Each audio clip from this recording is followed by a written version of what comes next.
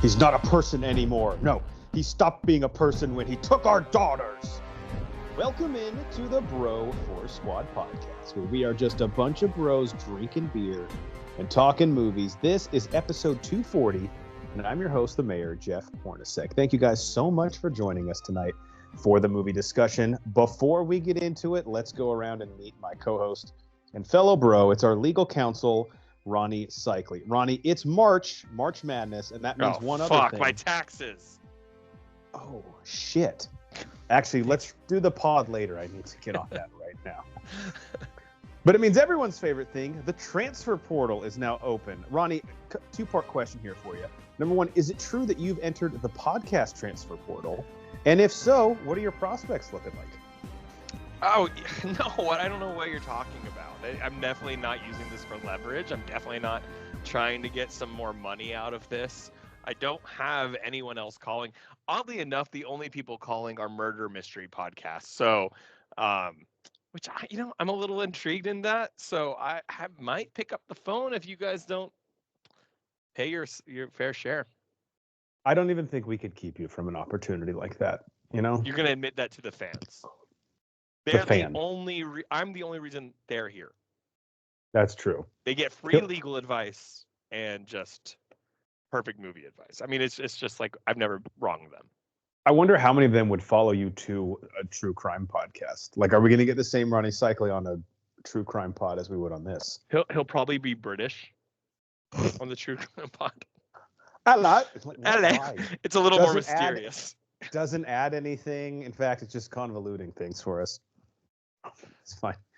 That's the mystery. Why is he doing this? I don't know. We'll find out in season 3.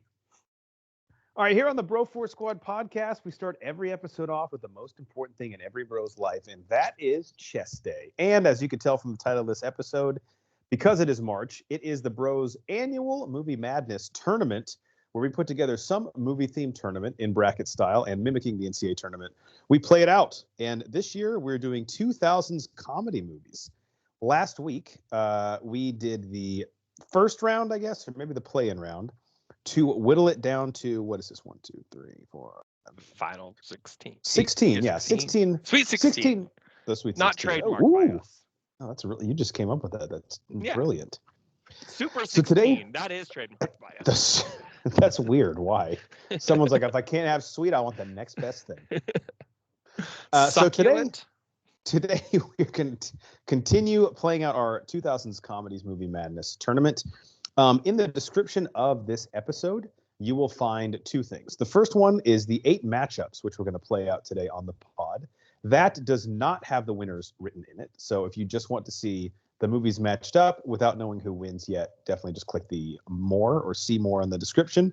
They'll pop up. There's also a link to the full bracket, which by the time you listen to this will be filled out with the winners from today. So you can see the past matchups and the future matchups next week in the semifinals and finals. But if you just want to see who's competing, go ahead and click more info in the description. Cycli, before we get into it, pretty simple method of determining the winners here. Why don't we tell the people at home how we're deciding which of these movies will advance in each matchup, and then in the instance that we do have a tie, what the tiebreaker system is. Yeah, so it's going to be a bro v bro discussion.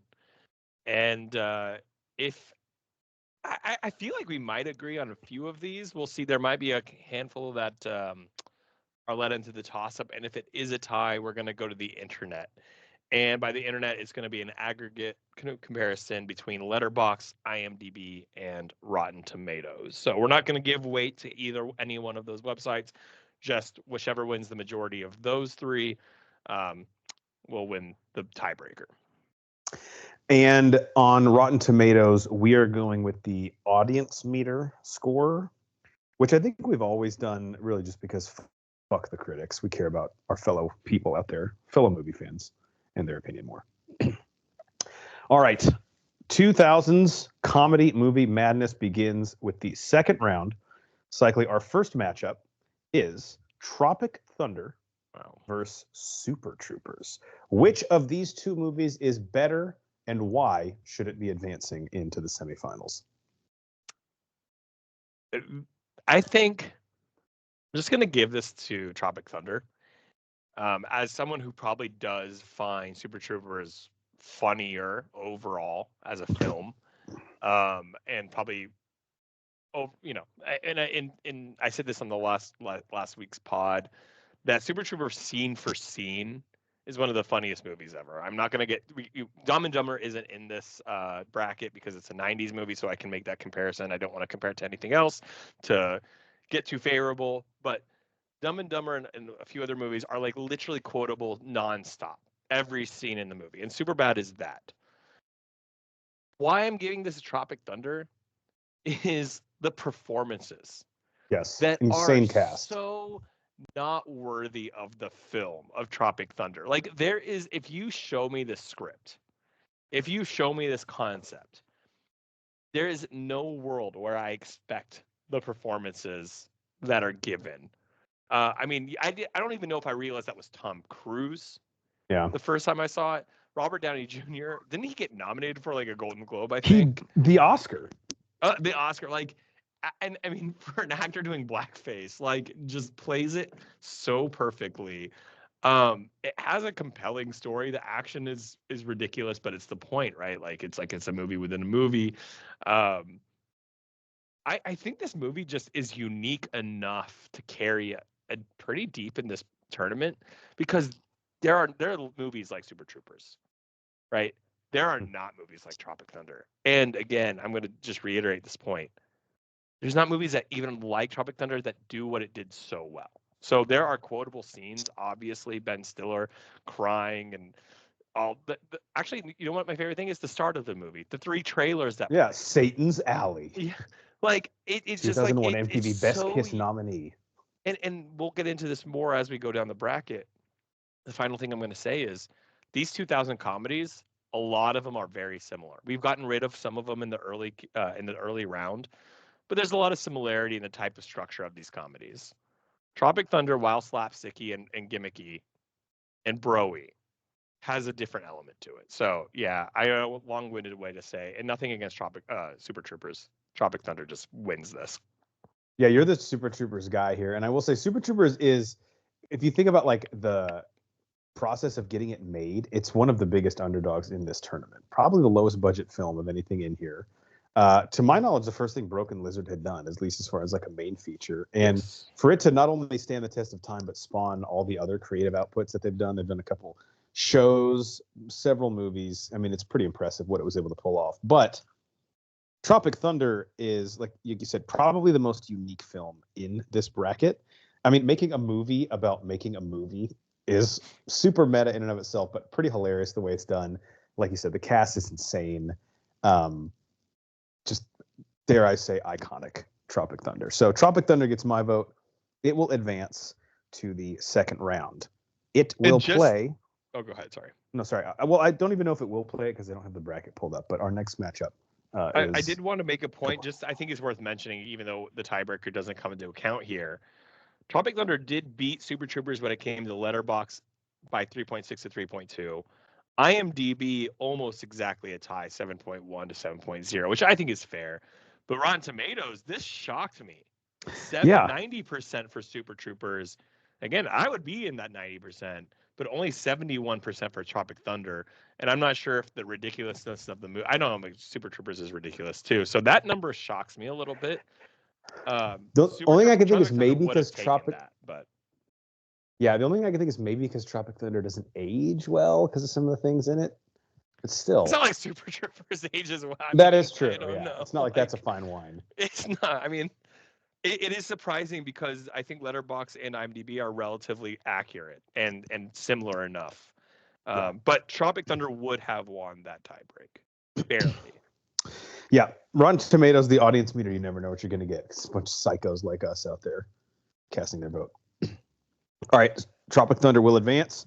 That brings us to our next matchup, the 40-Year-Old Virgin versus Superbad. This, I would say, is a heavy hitter matchup here. I think either of these movies, when we first put this bracket together, I would not have been shocked if you said either of these made it to the finals or possibly even won. And we also have a decent amount of cast crossover here, which is always interesting. It makes things a little bit difficult to judge. I will go first.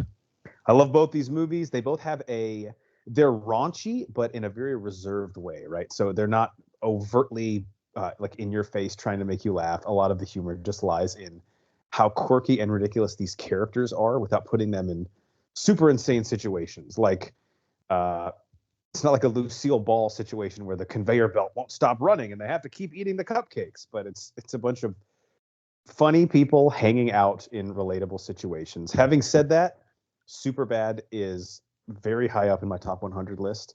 The bromance between Michael Cera and Jonah Hill, I think, is probably one of the top 3 pairings ever put on screen, not even just counting a comedy movie.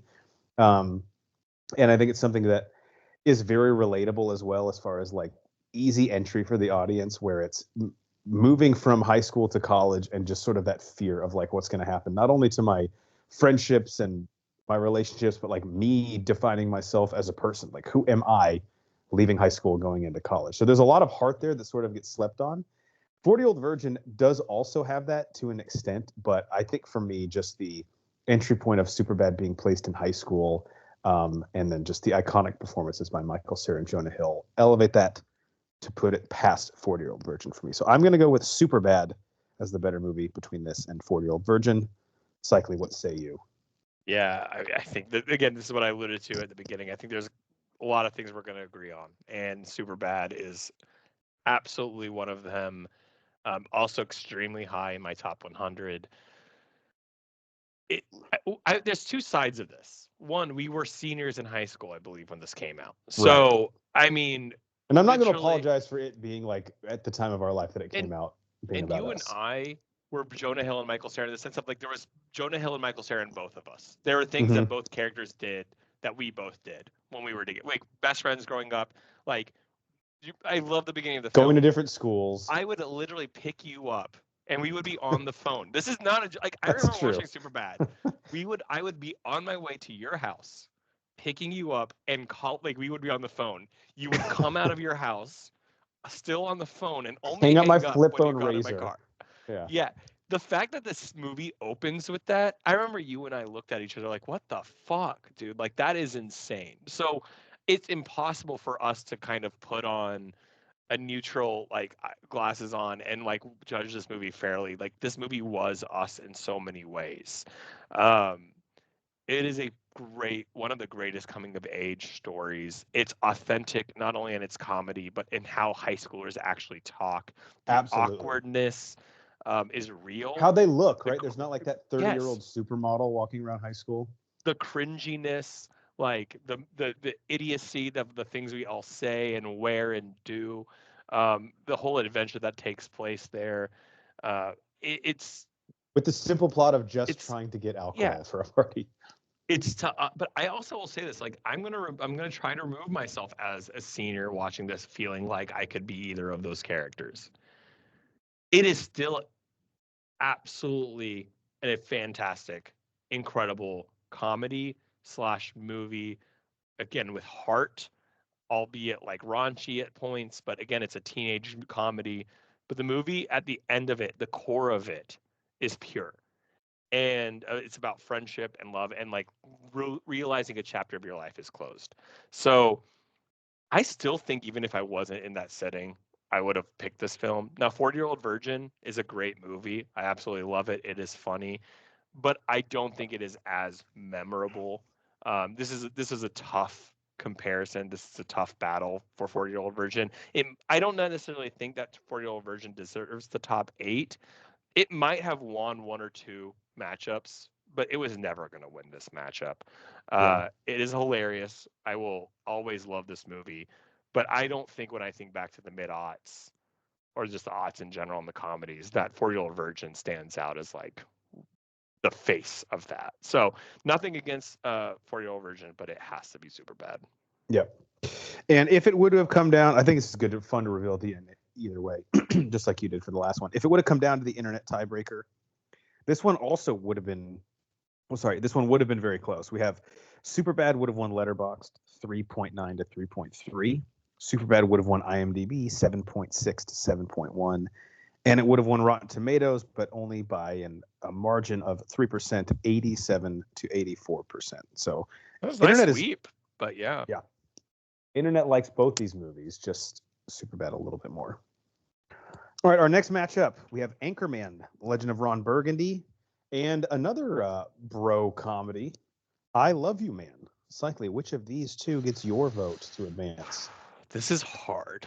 This one is a very tough matchup because I'm going to try and be subjective. Because if I'm objective, I have an obvious winner. But I'm trying to think about what, again, I kind of just alluded to this in the last matchup.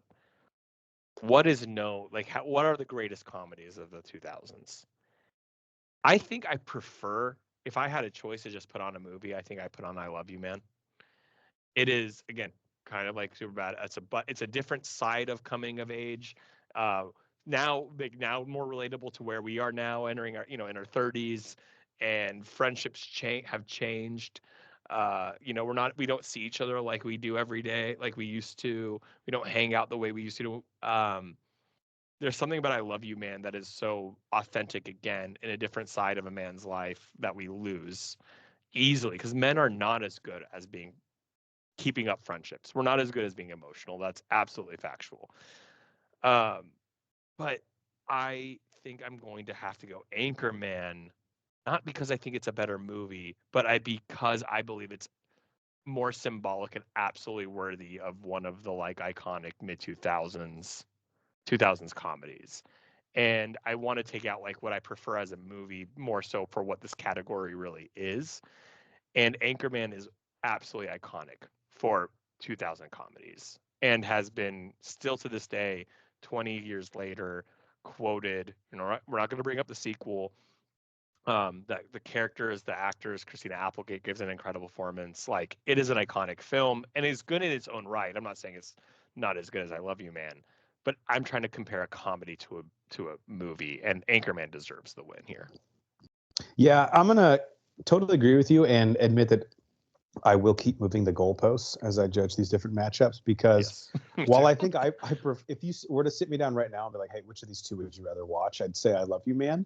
But in a tournament that is called 2000's Comedy Movie Madness, Anchorman, to me, was just iconic and really set the template for the way a lot of these movies are. Now, it's more ridiculous and over the top, and I think, honestly, a little bit inaccessible. You don't look at it, and there's nothing in this as opposed to I Love You Man, where you're like, oh, yeah, I can relate to that. Every character in it is such a caricature and doesn't exist in the real world, but that is the Adam McKay, Will Ferrell recipe. And most of the time it works pretty well. And this is a great example of it with a great ensemble cast. So yes, we're not counting the sequel, of course, but Anchorman was iconic. And unfortunately for I Love You Man, it ran up against a movie that pretty much defined the early 2000s. Yeah. And as far as the frat pack group of actors, I mean, pretty much all of them have a cameo in here at least, like Vince Vaughn, Luke Wilson, Ben Stiller, Jack Black. That scene alone, on that scene alone, how do you not count Anchorman? Right. How do you not pick it? And then Jack Black on the motorcycle when he punts Baxter. All the guys from all these movies show up. I died in that scene in the theater. we had a friend fall out of his chair. I will never forget this. Kyle fell out of his chair laughing. I've just never seen a movie where people in the theater were just losing it. God, and I'm worried that that experience with comedies does not exist anymore. And it doesn't. Damn, we sound so old even just talking about that. But yeah, it's so true. All right, so Anchorman will advance. Why don't you tell the people, if it would have gone to a tiebreaker, what would have happened? So Anchorman would have beaten I Love You Man when it came to Letterboxd, which I'm actually really surprised at. I feel like Letterboxd is a little more highbrow and the Letterboxd crowd, no offense, we're part of it, but it is a little stuffier. Yeah, and it's 3.5. Anchorman to 3.3. I Love You Man. I was surprised. Just to clarify, because I don't think I mentioned this, Letterboxd is out of 5 stars. Yes. IMDb is out of 10, and then of course Rotten Tomatoes is just a percentage. Yeah. So if the Letterboxd scores sound low to you, it's because they're out of 5. I apologize. I should have said that off the top. Honestly, if you're listening to this, you should know that already. Come on, guys. Yeah, but fucking idiot. I was surprised at that one. These next ones I wasn't too surprised at. 7.1 on IMDb for Anchorman, 7.0 on I Love You Man. And then on Rotten Tomatoes, 86% on Anchorman and 74% I Love You Man. So it would have been a sweep for Anchorman anyway. The only thing I'm curious about is the critic score for Anchorman versus I Love You Man. I'm wondering if that would have been closer. Well, I'm a little surprised because these are aggregated on Letterboxd and IMDb. Like, it doesn't separate critics from audiences. Because I could see Anchorman being a movie because it's so ridiculous that it almost gets like review bombed on IMDb, where people just go in and give it like a 1 if they don't like it. Which it's not. Even if you don't like it, it's not a 1-star movie. You have to admit that. But that's the way people vote, and I'm surprised that maybe that did happen. But its score still it was elevated up to a 7.1. So I just looked it up. This did confirm my expectations. I Love You Man, when it comes to critics, is 82%. Anchorman is 66% when it comes to critics. Wow. So that's what I expected out of Letterboxd. Yeah. Anchorman 20% higher audience over critics. Yeah, that's pretty wild. Crazy. Again, I'm not surprised, but it is pretty telling. And I think just speaks to how this movie resonated with the people that it was made for, and everyone else it was kind of like, yeah, we're not making this movie for you. So sorry, and I'm not sorry. All right, Anchorman advances. All right, our next matchup, cyclically, Shaun of the Dead taking on Old School. Jesus Christ. I know, this is so You're hard. You're going first on this one, bud.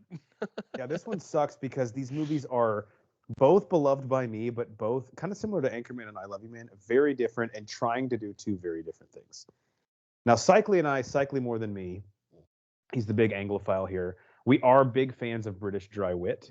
And I do understand those people, just like my love for baseball. If it's not for you and you just don't get it, I can totally empathize with that. And Shaun of the Dead is one of those movies, you could watch it 30 minutes in and the person next to you can be laughing every minute or two, and you could be like, where are the jokes? What are you laughing at? Like, am I missing British? Right. And you're like, I don't get like what you're laughing at. Even just the way Simon Pegg says, oh, was it gonna? To his mom. Old School. Fuck, dude. So iconic. Okay. I can remember, I don't know if you were with me when this happened, but this was a movie that was rated R that we tried multiple times to sneak into at our movie theater. And then when we finally pulled it off, we were like, worth it. And it was one of those movies where we were like, the second this comes out on DVD, buying it because it's like our fucking movie. So as much as I love Shaun of the Dead and appreciate Edgar Wright, and you know I love a good horror comedy, I just think for me, Old School had a really profound impact. Like in my coming of age, it was like sort of like a tentpole moment for like seeing a raunchy comedy that we weren't supposed to see in theaters. And talk about being quotable. This introduced me to Vince Vaughn, the comedic actor, which changed my life forever. And he's well represented on this list. But before this, he was the guy who did like the remake of Psycho and Swingers, which I know is a comedy, but he's not like overtly funny in it. And he fucking killed me in this. So, and of course, Will Ferrell, like he was on SNL, but this was the chance where it's like, let's put him in a film and just take the reins off where it's rated R. So I'm going to go with Old School, but I really wish I could give Shaun of the Dead my vote here because I do like it a lot.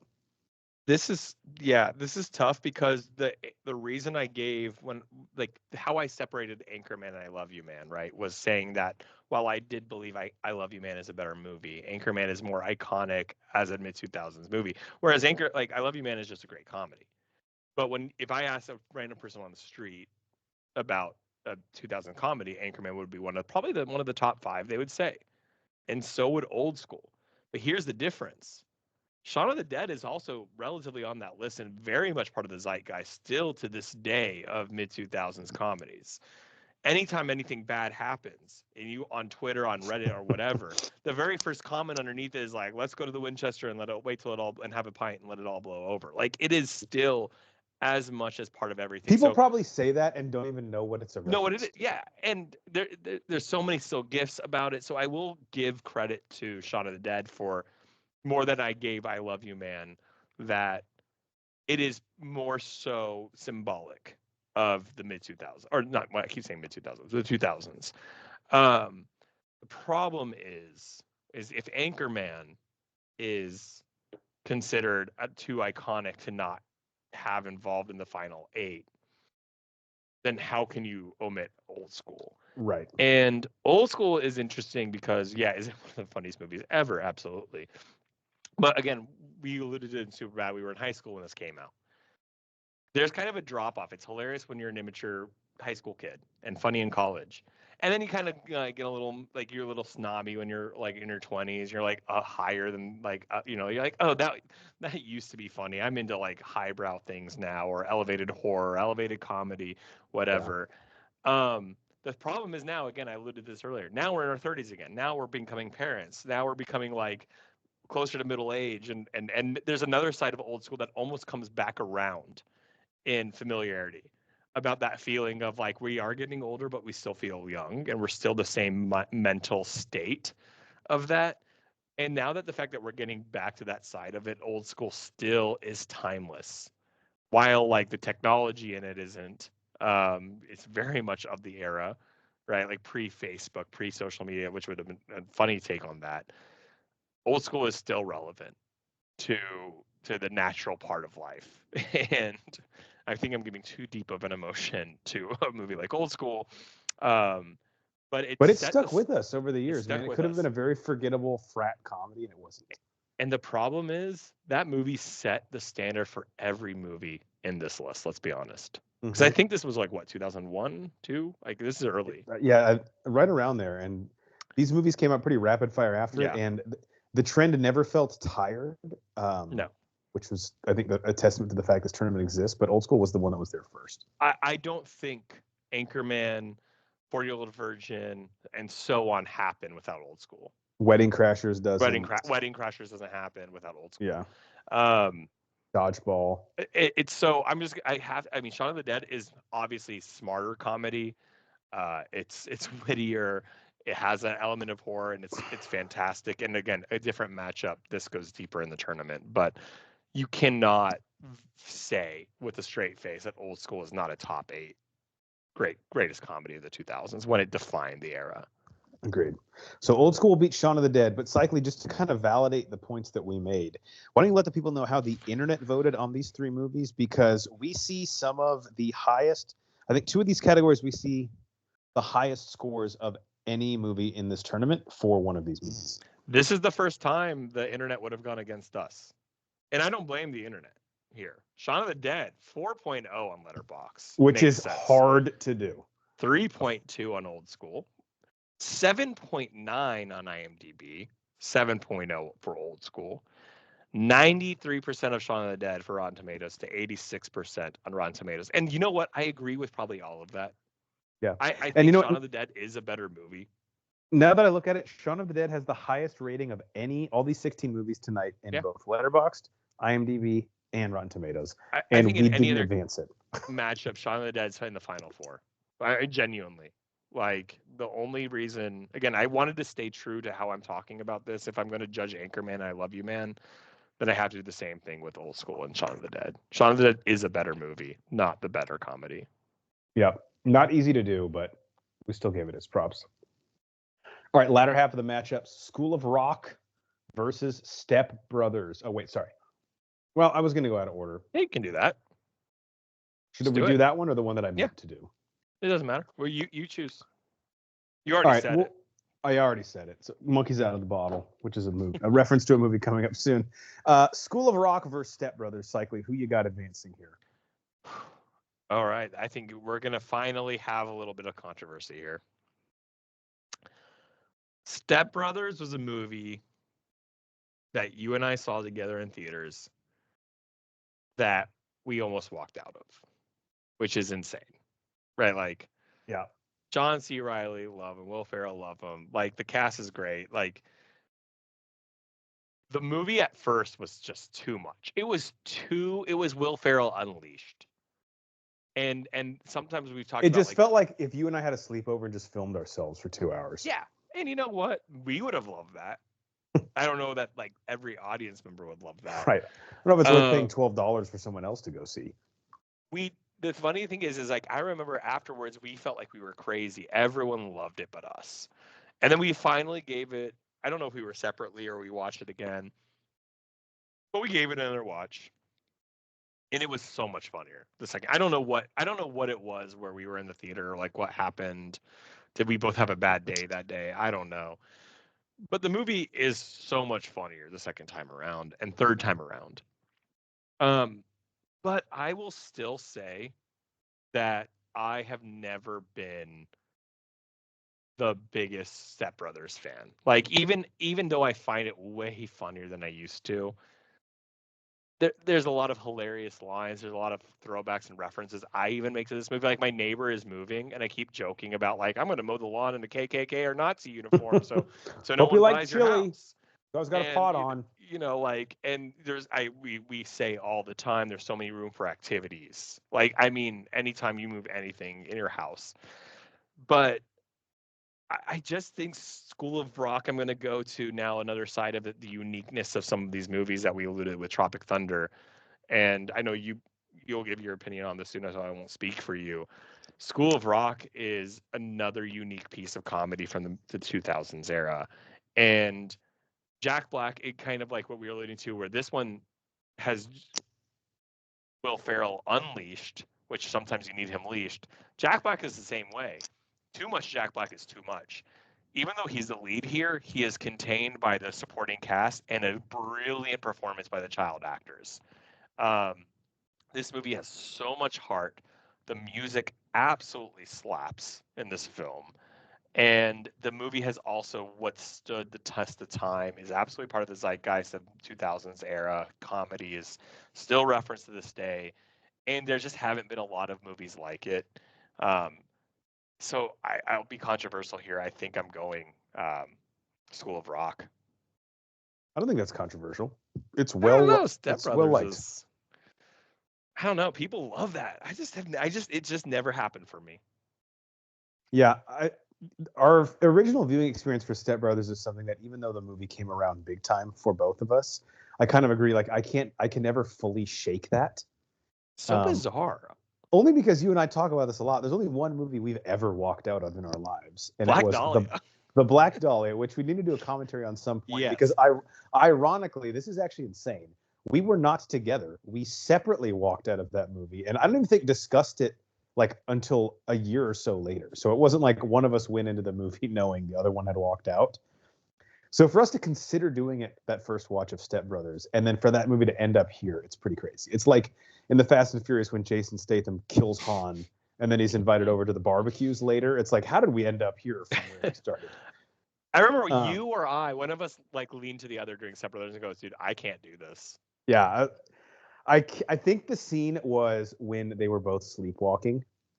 When I was like, dude, this is not worth our time. Like, let's just go play Time Crisis in the lobby or something. Which is ridiculous because you and I are so fucking immature. Like, who are we to be higher brow than that? Yeah, like, get off your fucking soapbox. Take off the white wig. Having said that, I need to give it a rewatch, I know, because it's been probably about 15, 20 years. But School of Rock, I think, is my least favorite movie in this tournament. Mm-hmm. I found it the least funny, for sure. I think it's pretty wholesome, and I definitely enjoyed like Jack Black's dynamic with the kids. But as far as laughs go for a comedy and quotes, like I only know the one quote about him being hungover. There's not much more that I remember from it. But that is a great quote. Oh yeah, cello. But to me, it's the least funny movie in this tournament, and the one that I've quoted the least going forward. So I got to give my vote to Step Brothers. So this is our first discrepancy of the night, right? It is. First time. So, Cycling, it's going to come down to best 2 out of 3 from the internet's opinions. Let us know who moves on between School of Rock and Step Brothers. I'm just going to say this. We've had some unfavorable matchups where, like, unfair matchups. This was the lucky matchup for both teams here. Like, I feel like Shaun of the Dead or some others, like, got really unlucky. A couple of the losers we've had so far would have loved to have gone up against one of these. Yeah, like Banner Eye says, man, a lot of it's your draw. Who do you get matched up against? But because I don't think I necessarily do believe one of these is in the top 8, but hey, that's how the world works. When it comes to Letterboxd, School of Rock edges out Step Brothers at 3.8 to 3.5. Wow, here we go. 3.8 is really high.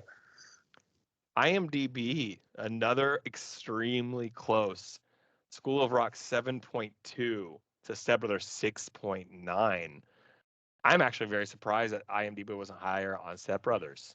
Yeah. And the final, wow. Okay, I should have read this the other way. But final, this is surprising. Rotten Tomatoes, 64% for School of Rock and 69% to Step Brothers. So 2 out of 3 categories do go to School of Rock. I am a little surprised at the numbers there.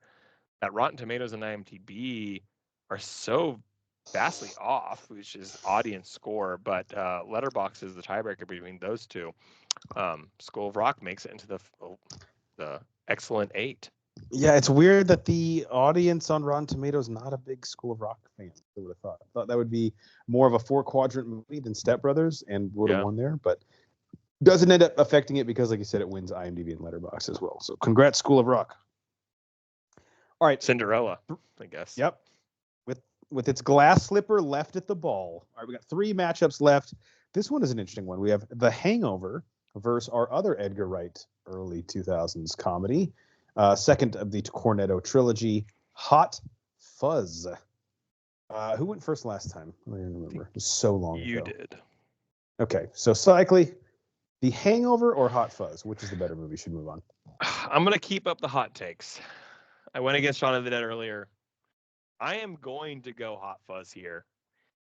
But it's not just because I want like some witty British comedy here in this. I have always found The Hangover slightly overrated. Not saying I don't like the movie. I'm not saying I don't find it hilarious. The overall reaction to this film just never seemed warranted to me. And good for you if that you love it, like, or not you, like the collective you love it. Like, it is funny. I will give you that. I remember watching it and being shocked at the reaction, and then watched the sequel and being like, okay, well, this is the same thing. And then I watched the third one. Yeah. Is a great buddy movie? Absolutely. It's just so over the top at parts. It's so ridiculous. I mean, that's what you want out of a comedy. And I think I am deterred against The Hangover, not because of the movie, but because of like what I felt like was an overreaction by society. So for some reason, weighs into it. Yeah, like I good, and that maybe that's unfair. I've already talked about how old school and deserves to be, and Anchorman deserved to be in it because of how we view it. But I just for some reason could not latch on to that love of Hangover as others. But it's also not necessarily because I didn't like Hangover. I did like it. It's also when I'm going to go to the matchups here, and that's why I'm going Hot Fuzz. I think I would probably pick Hangover over School of Rock and Step Brothers, right? Again, we're talking matchups.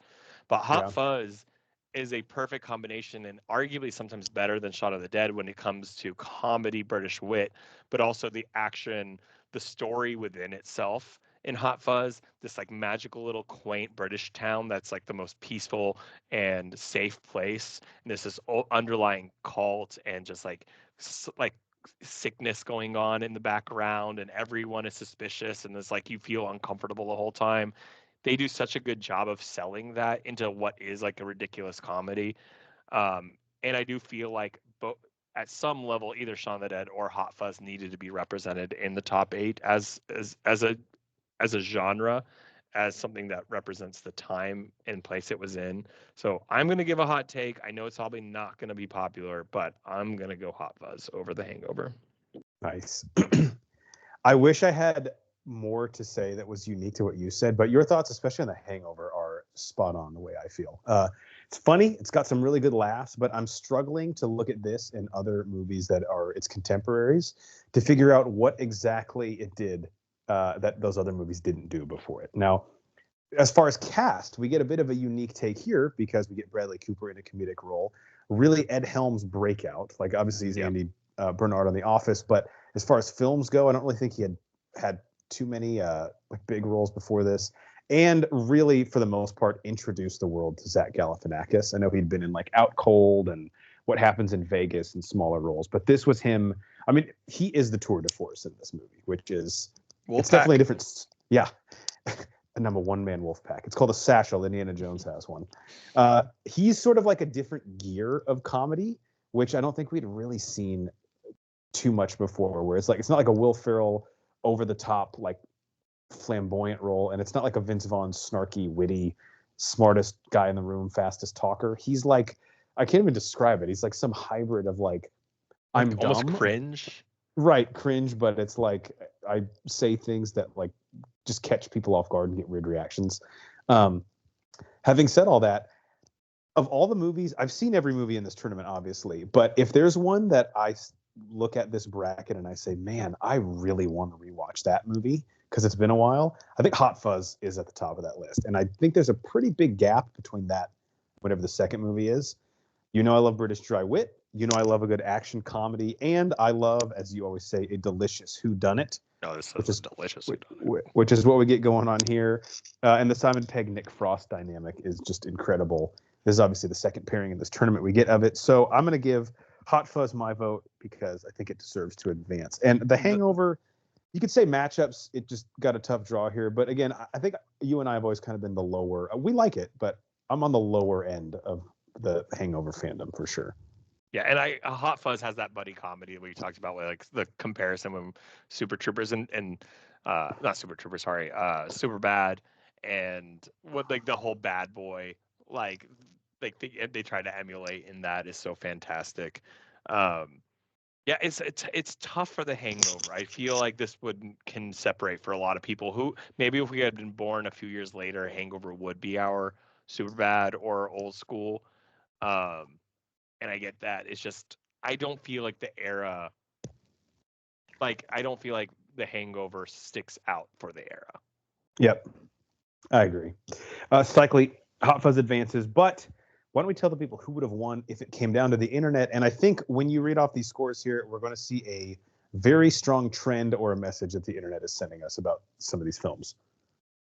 Yeah, this is pretty clear. I mean, it's close, but it's clear. Hot Fuzz 4.1 to Hangover's 3.7 on Letterboxd, which doesn't shock me again when you think of like the Letterboxd highbrow style. Again, 4-1. Sorry, I said Shaun of the Dead had the highest Letterboxd score earlier with a 4.0. That is the highest Letterboxd score. That's the highest, in the yeah. tournament. Very, very close IMDb. 7.8 for Hot Fuzz to 7.7 on The Hangover. And a minor difference of 5%. We're at the 89% on Hot Fuzz to 84% of The Hangover. So it would have been a clean sweep for Hot Fuzz. Actually, it is a clean sweep, 5 for 5 here overall in The Hangover. I am a little surprised at that because The Hangover is so revered. Yeah. I don't think it ages well. Again, there's some jokes. I mean, a lot of these movies don't, but there's some jokes that just would not work today. And whether this is fair or not, the second one is bad. The third one is okay. But at least they tried something different on the third one. For sure. Yeah. When you have multiple sequels, sometimes it does kind of water down the OG. All right.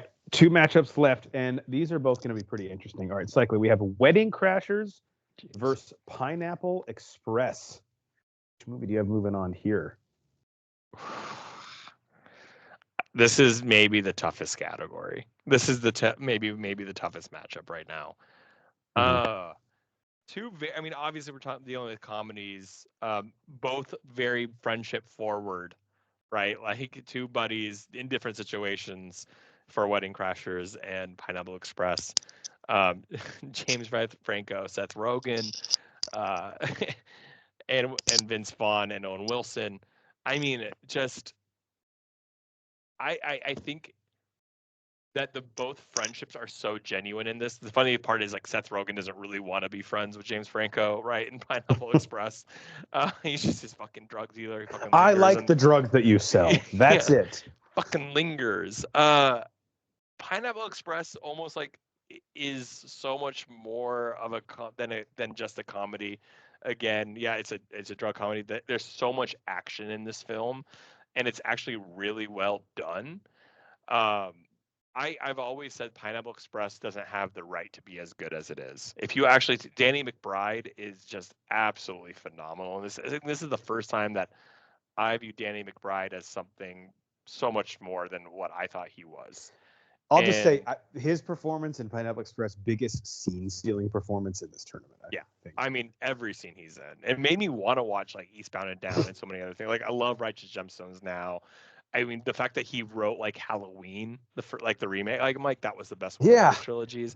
Like I was like, oh man, Danny McBride, I was not familiar with your game, kind of thing. For real. This movie has, again, for the ridiculous, it has a ton of heart. But Wedding Crashers is, of all of these, probably the ultimate buddy comedy when it comes to just like the friendship. And I mean, obviously the ridiculousness of this, but like emulated what men wanted to be. Like every guy we wanted to crash weddings when we saw this. I'm sure a lot of people tried after this too. Well, I think you and I, my sister was playing at a wedding. She was playing like, and you and right. I showed up, and then we were like, oh wait, there's like 30 people at this wedding. This is not gonna work. Yeah, we're like, how hard can it be? Oh, pretty hard. Oh, this is too small. I think the thing is, again, I'm gonna go and allude back to where I'm trying to be as consistent. That Wedding Crashers is absolutely something that defines the era. Whereas Pineapple Express is just a fantastic movie and comedy. Honestly, you could tell me Pineapple Express came out in 2016, and I believe you. And that's not a fault of Pineapple Express, but Wedding Crashers is, if not of a few of them we've mentioned already, is just too iconic for the moment. And we can quote it all day. We can like talk about the cameos. We can talk about Christopher Walken, Rachel McAdams. I mean, we can keep going down on the performances, but it's just too. First time I saw Bradley Cooper in anything, because I hadn't seen Wet Hot American Summer before this. Hot Route, Red 7. What's that mean? Can you just stand on the other side for me, please? I still, to this day, anytime he's like crab cakes and football, that's what Maryland does. That's what Maryland does. Nate Thurman does this all the time too. We still quote "stop traffic," because when I get back, I'm actually going to see a specialist about what you did to my back. I think that's not the first time. I probably think Pineapple Express is a better film, but no, like Wedding Crashers is too funny, too in the moment. Yeah, Pineapple Express has some great. I mean, that scene at the diner the morning after when they're like basically bled out to death and Danny Redd has the neck brace on, and they pretend like they're doing a call-in radio show. I'm like crying just thinking about how fucking great it is. But Wedding Crashers, I don't want to get too hyperbolic or bury the lead here too much because I'm going to talk about a lot in my top 100 list. But I think Vince Vaughn gives the best comedic performance in this tournament as Jeremy Ryan in that movie, and it's going to be tough to beat that. And it is probably for me, I don't even think I'm exaggerating. If someone put a gun to my head and they said, I'm going to kill you unless there's a movie that you can quote 90% of start to finish, I would be like, mute Wedding Crashers, start it right now. And I think I can do it. So got to give the edge here to Wedding Crashers, but yeah, which it's not something I'm necessarily proud of. And my wife actually thought that I was very funny until we saw the movie Wedding Crashers together, and she's like, wait, every joke you make is just from this movie. I was like, yeah. But that's exactly why it's like, again, there's a joke online, I think that so many of men's personalities were old school Anchorman, Wedding Crashers. Yeah. And it's true, but also it's a testament of what this bracket is. Very true. I mean, I'm not going to sit here and act like my comedic sensibilities weren't either developed or straight up ripped off from a lot of these movies and the impact they had on me. So as a result, Wedding Crashers advances slightly, just in case it would have come down to it. Very close, all three of these, in terms of what the internet thought. What did it end up being? It's a moot point here, but who would have won if it came down to Pineapple Express? I mean, Jesus. Pineapple Express 3.3 to Wedding Crashers 3.2 on Letterboxd. Then on IMDb 7.0 to 6.9 to Pineapple Express. Rotten Tomatoes 70% for Wedding Crashers, 73% for Pineapple Express. So Pineapple Express would have taken it. However, this is by far the closest matchup of all of them when it comes to the internet. And I think, in my opinion, the closest matchup of all, like the toughest matchup by far of the succulent 16. I agree. It is kind of proof of concept of how we sort of live in our own movie echo chamber, because looking at the internet scores, I'm surprised that Wedding Crashers isn't higher on this list, but maybe that's just because it's revered by me does not mean that other people think that. But, because we kind of live in our own bubbles, I'm a little bit shocked by that. I like Pineapple Express too, but to see these be so close on the internet was a little bit surprising to me. All right, last matchup. The Breakup versus Forgetting Sarah Marshall. Cycling, will you conclude us here? Which of these films advances? This is probably my clearest winner. And not taking away from anything. When I look at all the matches we've done, I've had to think. I've had to give it a real thought. to me, it's not even a comparison. It's Forgetting Sarah Marshall. I alluded to last week The Breakup when I saw it in theater. It was a good movie. I know people feel differently about it. I know you like it a lot, and I remember liking it, but remember like there was a feeling of disappointment where I felt like the comedy was definitely forgotten a little bit comparatively to like it was more of a rom-com. I respected a lot of the decisions the movie made. 100%. I like how it ended a lot. I need to give it another chance. It was one of those movies where I felt like the trailer showed too much. And I think, and that was maybe my downfall of what used to be a love of trailers. And now I just try to avoid trailers, which was really disappointing. But again, I know his great performances. Vince Vaughn is, I mean, the dinner scene sticks out in my head, like memorable. The bar scene towards the end sticks out in my head.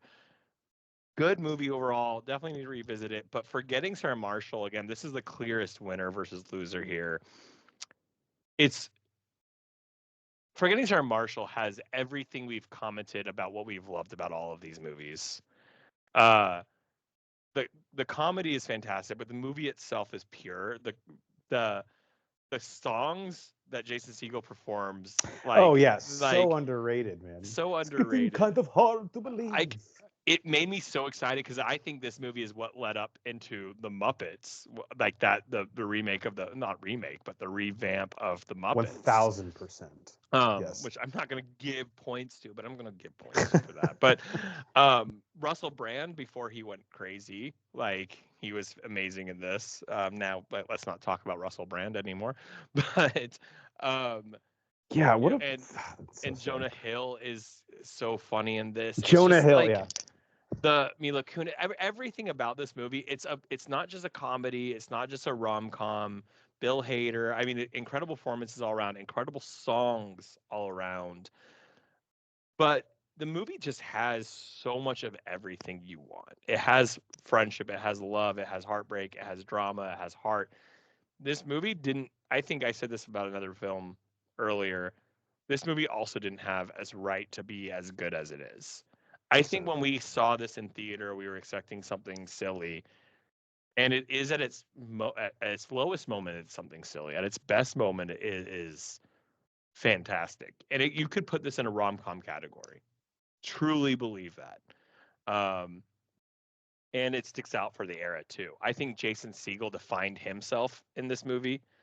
That he had been in movies before. He had we talked about I Love You Man and things like that, but like. This was his moment to shine and kind of show what he was capable of. Because even when this came out, I think people were like, him as a leading man? I don't know. And he's not like the most attractive guy in the world. Like, he's kind of like goofy and big and like whatever. But yeah. And again, nothing against Breakup, but Forgetting Sarah Marshall is too good, not just as a comedy, but as a film. So yeah, I know you like The Breakup, so I'm interested to hear your. I do, but I think like being as objective as I can, which I know I have not been the entire time, and I'm not going to apologize for that. The Breakup has 3 iconic scenes. It has the dinner scene. It has the scene where he's playing Madden, which I think might be pound for pound the funniest scene. That is pretty good. In the whole fucking tournament. And then, of course, the bowling alley or the game night scene. Excuse me. You drew a little shoe, Brooke, and then a big shoe. Okay, no one's guessing it. Maybe draw something different. But as a movie, it does not hold up to something like Forgetting Sarah Marshall, which is more wholesome, has some interesting character development in it throughout, and ancillary character. Like The Breakup is really a Vince Vaughn tour de force, which is incredible to watch. But I do you didn't even mention Paul Rudd in Forgetting Sarah Marshall as Kuno. How did I not mention Paul Rudd? Yeah. AKA Chuck. Just put it in the there. Weather outside is weather. That's what I've been doing this whole time to not get sued while I sang Succulent 16, the Excellent 8. Exactly. And then Jonah Hill, of course, is the hotel employee who's obsessed with Russell Brand. Definitely from the hotel, definitely not from me. Oh, not personally. The shirt. Take my eyes. Take my eyes, but not Sarah bought me this shirt. Why not just take out the batteries and the battle's over, you know? I'm gonna have to go with Forgetting Sarah Marshall. The Breakup, I think it's like the team that has like probably a couple better players, but when you put all the pieces together, the sum of the parts does not equal the whole. And in a tournament like this, it's just maybe a different matchup. I would have been able to give the breakup my vote, but here I got to go with Forgetting Sarah Marshall. Be the last movie that advances on to the semifinals. Now, Cycly, before we move on to the second to last part of our show, why don't you tell the people what the internet would have said? Because I look like a fucking idiot based on the way the rest of the feels. This is we talked about. I think Hot Fuzz has the highest ratings for almost every. Shaun of the Dead and Hot Fuzz consistently have the highest ratings on here. Breakup is by far the lowest ratings. Forgetting Sarah Marshall is 3.3 on Letterboxd, a 2.7 for the breakup, 7.1 for Forgetting Sarah Marshall to 5.8. By far the lowest again on IMDb. Yeah, people don't even. It's not even that they don't like this movie more than Forgetting Sarah Marshall. They just don't like this movie. Yeah. And then final category, Rotten Tomatoes, 76% for Forgetting Sarah Marshall to 46%. The only movie that's considered rotten, probably, on here. So again, I think this was the easy. Like, if we're talking about Wedding Crashers versus Pineapple Express, was the hardest matchup, at least for me. This was the easiest matchup. Nothing against the breakup. It's just the matchups are how they are sometimes, and will only get harder in the quarterfinals. Yeah, and again, I don't think anyone out there is refuting, again, like the few scenes, even the scene you mentioned, the bar scene, where Jon Favreau is telling Vince Vaughn that he's going to run Jennifer Aniston's new boyfriend off the road, and he's like, I don't want you to do this. No, I know, you're smart. Yeah, no, I know. No, say it a little louder. Make some phone calls tonight, especially around 10. I think that was the only scene I was cracking up in the theater, because I didn't show that in the trailer. It's true. He's like, what you need to do is get a program that tracks keystrokes. That's how I found out Stacy was running around with that pool boy. I don't need that. That's not what's happening here. Maybe you tell him if he doesn't stop seeing Brooke, accidents like this might keep happening. So, all right, I'll fill out the bracket at the link at the top, but if you just want to see the matchups, there. The 2000's Comedy Movie Madness Tournament moves on to the semifinals, and Cycly, I think next week we'll just do the semifinals and the finals at the same time as the actual NCAA Final Four. That way, But we're in the quarterfinals. Now we're down to 8. Oh, okay. Well, we'll probably just finish it soon then. Yeah, that's fine. Yeah, we can do that. Yeah, I just want to make sure. Yeah, we are in the final 8. That's right. We went 16-8. What were we saying? Succulent 16. The succulent 16 to the excellent 8. Are we worried that succulent with our target demo is going to play too sexy? Yeah, sexy 16 works too. Oh, I didn't even think about that. It has to be alliteration. What's with the fuckable 4, maybe? Fuckable 4, for sure. Yep. Fornicating 4. Yeah, and that's still fornicating like FOUR. Perfect. NCAA's like taking notes right now, like, good idea. My God, because they don't know how to do their own fucking marketing. We all know that. No. All right, Cycly, we will move on to the second part of our show, our protein shake, where we go around and talk about what is in our cup, also known as what have we watched lately. I know we're going to do an abbreviated version here tonight. I only have one thing I'm going to talk about, but I'll let you go first. What is something you have seen lately, a.k.a. what is in your cup? Yeah, I'll be quick. I mean, I will mention one thing, and I don't want to give too much because it literally just ended a week ago, but season 2 of Severance has completed. I've given some comments on the show throughout the last few weeks. I've alluded to how the one thing that's making me nervous about the show, that it's kind of going to become like Lost. It's creating more questions than answers. More than it's almost going to be able to answer, right? Yeah, and even if it's able to answer, are they going to be able to answer in a satisfactory way, right? Like, that's the problem. It's like you create this amazing mystery question. It's not just about answering it. It's about answering it worthy of the question itself, right? Like, you don't want to be disappointed by the answer and feel like, oh, I was building up to all of that just for this. Now, because if you don't want to know anything, fast forward here for a minute. If you already heard, if I'm not going to spoil anything, but if you are okay with mild like hints, then you can keep listening. But all I'm going to say is my fears have not been addressed. I am still concerned now going into season 3 that we are still stuck in this idea of mystery and a show, and I understand that from a production standpoint. Apple is putting a lot of money into their streaming. Yeah, and I heard they lost $1 billion last year, which I'll never understand that. They're bringing back Ted Lasso, which is definitely a sign that they're desperate for more content. So Severance, they needed to go to a season 3 because everyone's watching it. All I'll say, without maybe in a few weeks, I'll talk more in detail about the actual show. But what I'll say is decisions by certain characters were made purely for the point of creating another season. Now, I'm not faulting them for that. Like that is literally what TV is. That is literally the point of every season finale of any show you've ever watched. It's like, oh, right, we're going to build into next year. But at some point, decisions made by a character that is so nonsensical, but only for the satisfaction of creating a new storyline. Yeah. That's where I'm a little nervous. Now, is the show still fantastically acted, written, produced? It's phenomenal and absolutely worth watching. I just don't want the show to become like it will almost eat itself by being too good. It's like it's guilty of its own creation.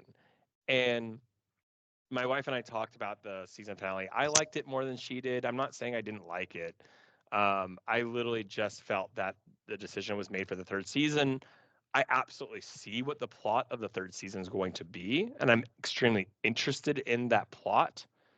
But I can guarantee you that no writer in that room would have made that decision had they not been felt like they have to create a third season, right? So like if you understand that dichotomy, if you understand that reasoning, like I'm not hating on them for making that decision. Every show, every movie that has a sequel has done that. But it's still worth watching. It's still phenomenal. Season 2 compared to season 1 was too much of a slow burn, not enough questions answered, or not enough substance in the answer to make those questions that I had all season feel worth it. So we got answers, kind of meh, but still overall fantastic TV.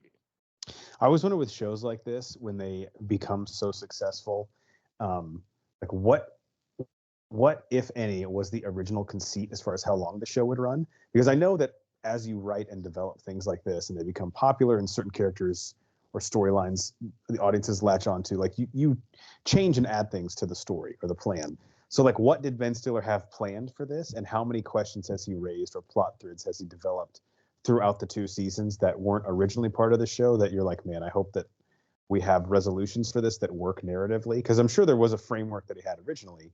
It's probably been grown and added to. So that's the stuff that you hope still works, that he has to include. It's a tough place to be because you want to continue the production. Yeah. But, or do you like, and that's why I've said this before, I've always will give credit to Breaking Bad. AMC was desperate for Breaking Bad to keep going. It was the number one show on TV.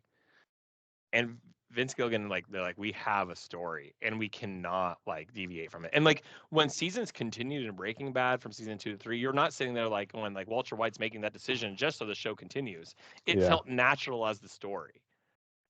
That's not what's happening here. It's like they're literally doing what they can to continue the story. So I sound like I'm a hater. I'm not. Well, what's the Dark Knight quote we always love to reference? Yeah. You live longer, you die a hero, live long enough to become the villain. And sometimes I'm not saying that Severance is there. We're 2 seasons in. Right. But you can see a world where we are there. Yes. In a year and a half or 2, Yeah, absolutely. So I still recommend this. And the only reason I'm being so critical about it is because it's so well regarded, and it's because it's something I actually love. If I didn't love it as much as I did, if I didn't think the writing was as good and the performances were as good, I wouldn't come down as hard on it. Mm-hmm. It's like, I respect. Yeah, we're doing this out of love. I also feel like Lost is probably the worst example of this. Other shows have done it where it's like, dude, all you did was leave cliffhangers, and none of them fucking either paid off or were ever addressed at all. So Lost is probably the worst example. And I know that burned a lot of people, and it's like you have PTSD. So and I still love Lost. Don't get me wrong. Yeah. But, as Banner says, he's just along for the ride, Yeah.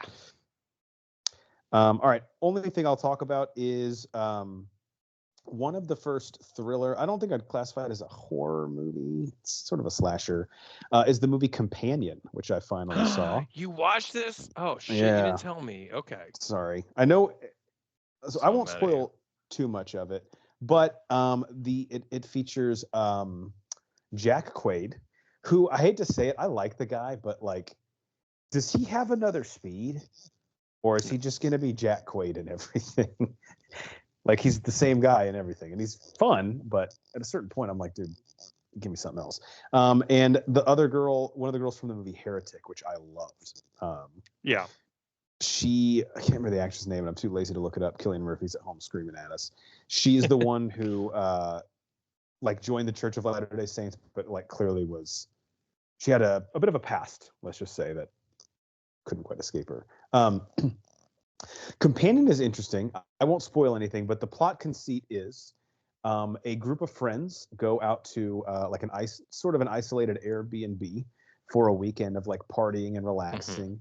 And I think it's revealed in the trailer, so I guess I'll just say it. But someone is murdered at the house, and it turns out that it is done by Jack Quaid's girlfriend, who is also, I think this would have been a better reveal if it wasn't in the trailer, but is also a robot, an artificial intelligence-driven robot. Okay. I saw one clip. That makes sense. Yeah, and they reveal it in the trailer, but it would have been really cool because the way they actually reveal it in the movie, it's like you didn't know what was going to happen, but it's sort of like the key point of the trailer. And things go from there. And I will say this, it's not like, this is almost like a subgenre now. I think of like Meg and just like robots, rise up against their creators and we lose control of them. That's been done plenty of times. And while I don't feel like this movie does enough to like really justify being like a unique entry into that subgenre, there are some interesting like ideas about like social commentary and stuff about like AI and where it's going, and then also just like relationships and how like one person can sometimes be like way in control of the other person and you don't realize it, and like friends will sort of realize it and not say anything. But it's just very watchable. It went by really fast, and there's still a couple twists and turns along the way in it. And I think even if you just watch it and take it as like a fun, like cheap, silly slasher, it works on that level. So is it scary at all, or does it feel like? Okay. No, it's not really scary, but there is some decent gore in it. And sort of that like isolation element where it's like we're stuck out here and we have to try and survive for X amount of hours till help comes. It's kind of a fun way to play it. And then also the way that the movie's written, there are certain times where it's like, who am I rooting for? And you and I always talk about this, like, why do I want the killer to kill everyone right now? Sometimes I do, yeah. I know, like, what about me? What does that say about me that I like want all these people to die? It's definitely worth a watch though, like especially for you. I nominated it, I think, for best thriller of the year, but it's obviously early in the Oscars process. I've been wanting to watch it, so yeah, I think you'll enjoy it. I don't know if I would give it like a hard recommend, but it was interesting. It went by soft recommend, Soft recommend, yes. So Companion, like, check it out. I like doing that because you're like, I recommend it, but don't blame me if you don't like it. Exactly, it's not my fault. Like, no, it's your fault. Like, it's not me. I didn't tell you I loved it. I didn't make the movie, Like what? Anytime you like try to tell someone you really like something, you're like, and then they're like, oh, I'll watch it. Be like, oh shit, now they're gonna judge me if they don't like it. Well, like in How I Met Your Mother, where they say Ted is a stamp tramp because he just gives his stamp of approval on everything. All right, that brings us to the last part of our show, which is our "Do You Even Lift Bruh" segment. Sorry, it's not the same without Brian. Today we are counting down our top 100 movies. What we need is just his voice. Like, we need a keyboard where we just push a button and we get the brah. He would somehow set it up, and I know you're a lawyer, but he would con you into this too, where he would get a royalty every time we press that button. I can write that up in the contract. Could get expensive really fast. Yeah. It's like, what's this? His wife's like, what's this side income we get every month? Don't worry about that, babe. Don't worry about it. So we're counting in our top 100 movies of all time. Cycle, you and I will each do one entry into our list tonight. Before we do that, though, and reveal to our listeners where we are at on our top 100 list, why don't you explain to the people what these lists are? Because as we always say, this is not like the curated film list of the AFI, top 100. This is a little bit different and more unique to the bros. When we say your favorite movies, we literally mean your favorite, and it's not saying what your definition of greatest films of all time, right? Like, you can view a movie and say, like, that was incredible piece of art and I'll never watch it again. This is something that stuck to you whether on a hard day, that's something that cheered you up, something that stuck with you forever. It doesn't even if it didn't stick with you. It doesn't matter. It's your favorite movies. It's yours to define. You have no explanation necessary to give to anyone. And it's an activity we definitely recommend. It is not easy to do, but it's actually really fun to do, to revisit some of the movies you've seen your whole life. Yeah, and like you said, the only justification you need to have something on your list is your own justification. So we are now up to number 30, Cycly, on each of our lists. So that's what we'll get to tonight. You last left us with your number 31 movie of all time, the Jordan Peele iconic horror movie, Get Out. My number 31 was Dumb and Dumber. So there you go. Two very similar movies. What tops Get Out as number 30 on your list of your favorite movies of all time? So if you had asked me this 10, maybe 15 years ago, this movie would definitely be in my top 10, maybe even top 5. Wow. And this as is we not, mature. As we mature, our relationship matures. This is nothing negative about the movie itself. It's just that, like, you know, we change as we get older, literally mature. It's 2001's Donnie Darko. And this movie, again, first of all, that's not an insult. This is my top 30 of all time. Like, yeah, like what are we talking about here? This is an iconic film to this day. And there's moments where this movie is still, I get nostalgic. And this movie, with the soundtrack, I'll hear a song from this iconic soundtrack, and my mind goes back to Donnie Darko. What's the iconic song? All Around Me Are Familiar. Oh, familiar. That's the first time I heard that about song 10 seconds. Yeah. But yeah, Jake Gyllenhaal, Drew Barrymore, Maggie Gyllenhaal, like, obviously they play siblings in this, and it's like perfect. They're so good in it together. Seth Rogen is a bully in this. The first time I've seen him. Patrick Swayze. It's an incredible cast. And so moments like this, I'm like talking about, I'm like, how is this not higher? So here's the thing. This movie, I think, introduced me into my love of abstract mystery genre. I think a lot of who I've become as a movie fan is because of Donnie Darko. I think I was like in 10th grade when it came out, maybe younger.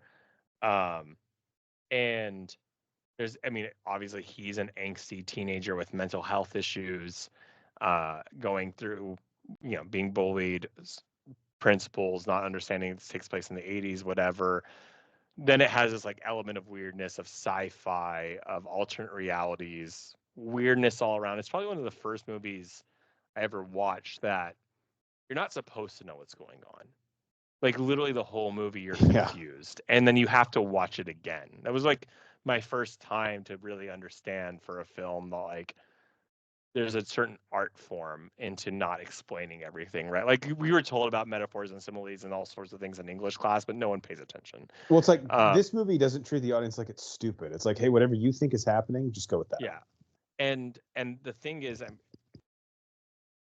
there's a time travel element, there's the supernatural, there's all sorts of things that come in with this movie. Frank the Bunny Rabbit. And again, as I'm talking about it, I'm mad at myself that it's not top 15 because it has been my whole life. The whole thing about why it's dropped a little bit is I can acknowledge, and I think a lot of people who love this film can acknowledge, that the film does feel very much like, as you get older, like angsty teen film. It's a little pretentious, yeah. Yeah, and it does just be like, you know what, like, I'm 15 years old and this is deep. Like, I think there's like a subreddit called like I'm 15 and this is deep or something like that. Or maybe it's not 15, but there's some sort of like I'm this age and wow, I've never thought like that, right? Like, that doesn't take anything away from that movie because that was a moment in my life where like I did discover things thanks to this film. But I don't know that if I watched this film today that I feel like it would be top 15. So that's why it's dropped a little bit in my top 30. But I don't care how many times someone tells me like this movie doesn't hold up as well. It's like, it's very much for teenagers. This is a fantastic movie overall with fantastic performances, sparkle motion, everything that comes with it.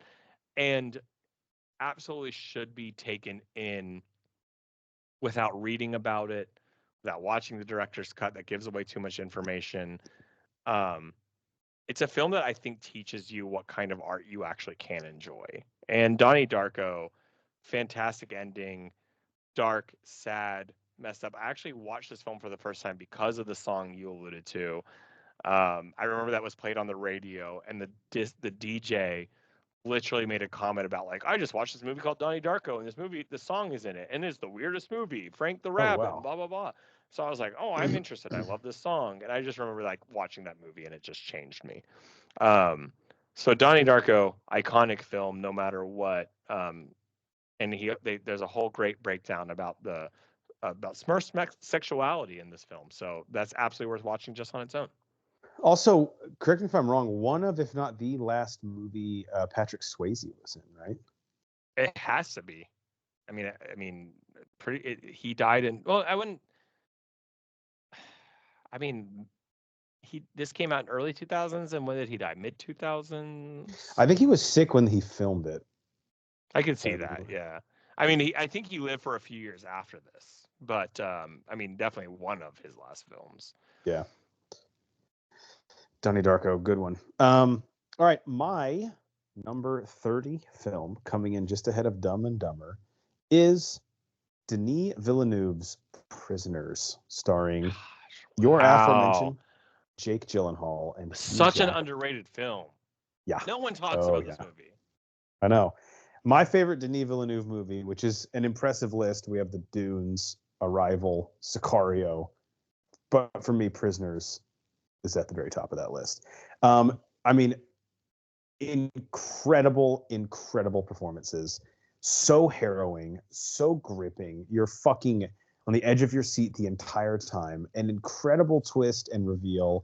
And even though, fortunately, I have not had to deal with this or experience this in my own life, but you feel the fear and the panic and the helplessness that Hugh Jackman and Terrence Howard feel when their daughters are abducted and they do not know where they are. And basically just being at the brink of losing their sanity. And in Hugh Jackman's case, does lose his sanity and taking things into their own hands. And then Jake Gyllenhaal as the cop who is like, look, I understand your methods, and I'm not even going to tell you necessarily not to do this, but I have to try and follow a certain set of rules to solve this. And so in that case, we do kind of we're at opposing ends of this thing. And Paul Dano, I know that There Will Be Blood was kind of his breakout role, but this sort of, I think, is probably the reason why he got the role of Edward Nygma in The Batman, and why a lot of people had, for the next few years, and even still, kind of fan cast him in any like psycho serial killer type role, because he showed that he could excel at it. So just an incredible film. And if you haven't seen Prisoners, my God, go check it out right now. I don't understand. Like, when he started talking about it, I don't understand how this movie isn't talked about more. I remember when it came out and we saw it, and we're like, that is 100% going to be talked about. And like, it just for some reason disappeared. It wasn't like nominated during the award season. Like, no one was talking about it. I just never understood, especially with all the points you made. There's such a mystery. There's a whodunit to it. There's like, it's just so raw. It's got great actors in it. Like Jackman and Gyllenhaal are both on their A game in this. I just literally do not understand how this movie is not considered like one of the top like dramas in the last decade or whenever it came out. Yeah, and I believe this is around the same time Paul Dano was in Little Miss Sunshine and There Will Be Blood. I think it already came out, so he was definitely on people's radar as well. Oh yeah, I like Paul Dano a lot. Like, man, he can play a psychopath really well. Not a psychopath necessarily, just someone who's like mentally not all there. Like, he can play that line. Yeah. So if you haven't seen Prisoners, highly recommend checking it out. And if you're a fan of Denis Villeneuve, this might have been one in his earlier filmography that you kind of missed before we got into more genre stuff. But I can promise you, it is one of, if not his best movies. Yeah. It's my favorite movie of his. All right. Cycly, before we let the people go for episode 240, any closing thoughts, words of wisdom? Get the fuck out of the left lane, folks. I don't know how many more times I have to repeat myself. We're the most listened to podcast on earth. So I don't understand how people are still driving in the left lane. It's like everyone on the highway is listening to us. So you're hearing me. Maybe people are like, skipping the last minute of the pod. Maybe that's what's happening. It's gotta be it. They're so anxious to get to the next episode. I love how today you didn't even say it's for passing. You just tell everyone. Everyone just gets yeah. I would absolutely prefer for everyone to get out of the No one has the right to. I don't even care if you're driving above the speed limit. Like you don't have the right to be there. You've all lost your rights to the left lane. Let's be clear. Yeah, I tried to reason with you. I really did. I didn't want to do this, but it's a necessity now. It just embarrassed me. For me, I'll just leave my typical one. Whatever your neighborhood social media group is, Nextdoor, The Ring, a Facebook group, let's just be cognizant of what we post there. I didn't have any crazy posts this week to share, but a common one that I get is there's a coyote in our neighborhood, which I understand. Maybe like people don't let like small pets or anything out, but it just seems like for something that should really be used for like Amber Alerts, we're just blowing it up with shit that we don't need. And if anyone asks or says, I just saw a cop car down the street, anyone know what it's for? Like you need to be kicked off social media altogether. Wasting everyone's time. But it's too fun. I know. And like I told you last week, the people in the comments, they're definitely my brethren when it comes to being sarcastic, because if you post something stupid, the wolves will come out. You got to fight fire with fire. Anytime you see a squirrel, take a picture, be like, wow. Saw this in my front yard. Is this the one you were talking about? I had to call in sick from work because how am I supposed to focus with this Look at this bald eagle. It's just a pigeon. Yeah, and then see like the people be like, wait a minute. But just be smart in your neighborhood Facebook group, and especially with summer coming up, 4th of July. That's really what I'm talking about. Like, we all know the fireworks thing. That's what really blows up these groups. Who's shooting off fireworks? Just give it up, dude. You're not gonna solve this online. Put it that way. All right, for our legal counsel, Ronnie Cycli, I'm the mayor, Jeff Hornacek. We are the Bro Force Squad podcast. Thank you guys so much for checking us out. Follow us on X and Instagram at Bro Force Squad. Type in the 3 words Bro Force Squad in YouTube, Spotify, Apple Podcasts, iHeartRadio, anywhere you find your podcasts. To have us come up there and check out everything we've ever posted and the tournament to our 2000's Comedy Movie Madness tournament on our website, broforsquad.com. Till next time, we'll see you in the left lane. No, we won't, because you won't be there. You know it's good for you.